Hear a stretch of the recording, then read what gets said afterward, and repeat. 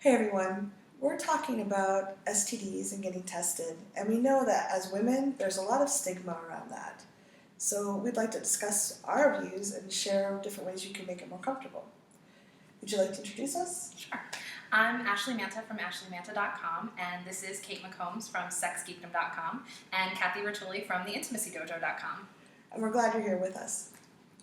So I know when I first got tested, it was many years ago, and I was so embarrassed. My boyfriend had cheated on me, and I needed to find out if I had anything, if I contracted anything through him. And I was so nervous to talk to the doctor. And while he was professional, he wasn't very encouraging or welcoming.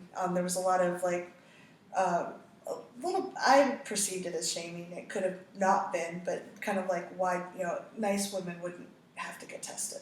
If I was a good girl, I wouldn't have that problem. Yeah, I think in my experience with a lot of medical doctors and like anyone in the medical field, like they're uncomfortable talking about STIs or sexual health related things in general is often such a you can visibly see their discomfort. Yes. Like there've been some wonderful exceptions to that, but more often than not they're reinforcing the stigma just simply with the attitude and the approach that they have to the interaction. Well, and then they don't get a lot of sex education. Most doctors are not that educated. I've had them tell me things about my anatomy that I know aren't true. I've had that The experience. G-spot doesn't really exist. Like, oh, really? I could have sworn it was there last night. What have your experiences been? Well, a couple of years ago, I was actually diagnosed with herpes, and my healthcare professional that diagnosed me was really like, I have terrible news, I'm so sorry to be the one to tell you this, and so that kind of set the stage for me of being like, oh my gosh, like what is it? Is it horrible? Like what's wrong with me? And it turned out to be herpes, which although, a lifelong thing that I will have to live with is not something terrible. It's just another part of who I am. And, if I had allergies, chronic allergies, I'm going to have those for the rest of my life, but it's not stigmatized the way herpes is. Right. Well, we were talking earlier, I think it was the 1950s. Yes. Before the 1950s, herpes was not a known problem. Right. They found a drug that helped reduce it, and then media got in the way and started saying created the stigma, shame and the, oh my God, this is horrible, you give it to your partner kind of thing. Yeah, and the reality is that there are a lot of things that you can do if you do have herpes to prevent it from your partners from getting it. And Absolutely. My partner still doesn't have it. We've been together almost 2 years. Yeah. So there's a lot of there's a huge space I think for education just around how to manage these things, and I think that just highlights just the lack of conversations that are happening at all about meaningful conversations about STIs. Like most of the messaging people get is entirely fear based. Yes, it is. So if your partner were to ask you to get tested, a lot of people would be insulted or ashamed.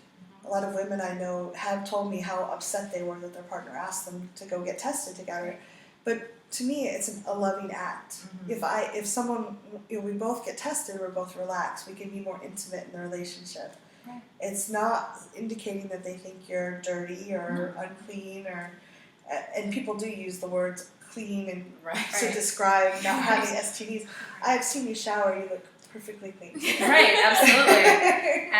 And it's so frustrating when we use words like, oh, she didn't look dirty when, someone has an STD and maybe got it from someone else, because it's not a dirty or clean thing. It's a health thing. Right. And, we don't say someone's dirty when they have the flu. Right. But Absolutely. Say, why didn't you wash your hands, you dirty person? Yeah, how could you contact them? Yeah. Yeah.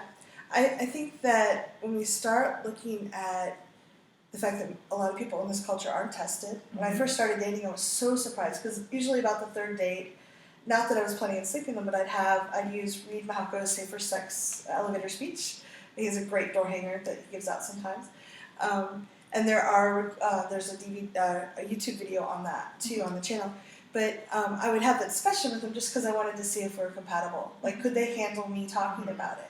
And I think 90% of the men I talked to had been dating and sleeping with a number of women and had not been tested. And they're like, oh no, I'm sure I'm fine. Right? You have no idea. yeah, that's like saying, I'm sure I'm not pregnant. Like, unless you take a test, you have no way of knowing that until, symptoms start happening. And for a lot of STDs, there are no symptoms. Exactly. Or for some people, there are no symptoms. Especially for women, in particular. I think it's one of the reasons why chlamydia is so prevalent. Yes. Like in Australia, there's a lot of discussion and research happening around chlamydia right now, and one of the things I thought was really interesting is that the average person with a chlamydia diagnosis has had something like 1.2 partners in the last year. I mean, these are not, it's not something that only promiscuous people get. Yeah. Right. But there's still this incredible stigma, and the assumption that you would have symptoms when in fact most women especially have no symptoms. Yeah. Absolutely. So how do you talk to your partners or prospective partners about getting STD testing or having that conversation about STIs? What do you say? What do you do? So leave us some comments. Let us know. Let's have a discussion, because talking is the best way to open up the subject and get rid of some of the stigma. Yeah, and if you're worried about it, bring it up with your partner yourself. That can be really powerful. Yeah, let us know. Let us know. Thanks. Thanks.